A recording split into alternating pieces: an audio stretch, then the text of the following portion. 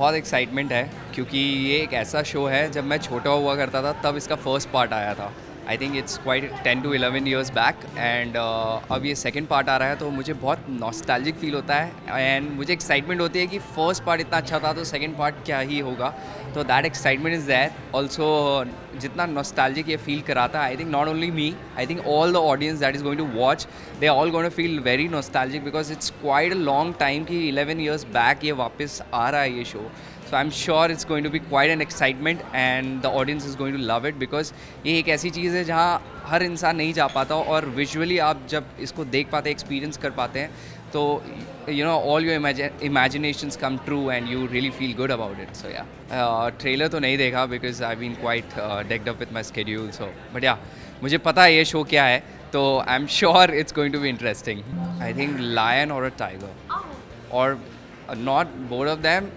So for sure Black Panther. Like I just adore these, you know, beasts. It's just blessings, you know. I have the hard work has really paid off, and I'm very glad and very happy about that. I'm a part of such a great show.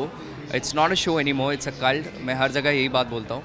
And it's a blessing that people have loved me, accepted me after so many of episodes. You know, it's really difficult for an actor कि जब आप ऐसे running show में, especially जब वो top show और सबकी नज़रें उस show पे हो, आप आओ और अपना एक अलग पहचान बनाओ जो ऑलरेडी किसी ने वो एक बेंचमार्क सेट कर चुके हैं तो वो काफ़ी डिफ़िकल्ट होता है। सो मैं बहुत नर्वस था, I have never been so nervous, but yeah I am so happy that people accepted me as Samar and they have loved me equally. So yeah बहुत सारे ट्विस्ट एंड टर्न्स आने वाले हैं। फ़िलहाल तो आप देख ही रहे होंगे कि शो में काफ़ी फ़न सीक्वेंसेस आ रहे हैं, तो आई थिंक वो एक होता है ना, ऑडियंस को प्रेप करना होता है कि अगर लगातार ड्रामा चलते जाएगा तो काफ़ी डिफ़िकल्ट हो जाता है ऑडियंस के लिए क्योंकि you know people want to see some fun scenes to.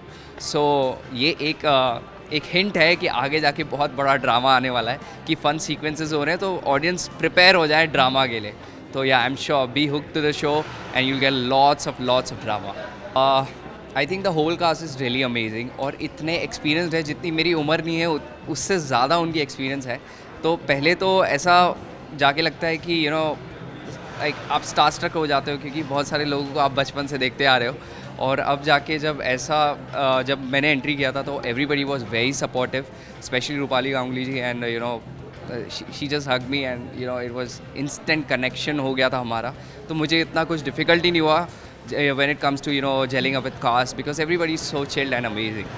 नहीं, फ्रेंड तो नहीं है, आई विश होता, बट या अभी मैंने उतना देखा नहीं है, but I would love to support Sumbul because I'm quite fond of her, the way she is and you know especially as an artist and otherwise Abdu तो सबके दिल जीत ही रहे हैं और उसने मेरा भी दिल जीत लिया है because वो ऐसे इतने इंटरेस्टिंग है, you know it's just fun to watch him on screen. I think it's a game, so ये सब होता रहता है, तो कभी फेयर होगा कभी अनफेयर होगा, that's how you know you have to come out and stand out कि आप ऐसे ट्विस्ट एंड टर्न्स को कैसे हैंडल करते हो। that's what I think audience want to watch, यही देखना चाहते हैं लोग। तो it will be quite interesting कि सुम्बुल इसको कैसे टैकल करती है।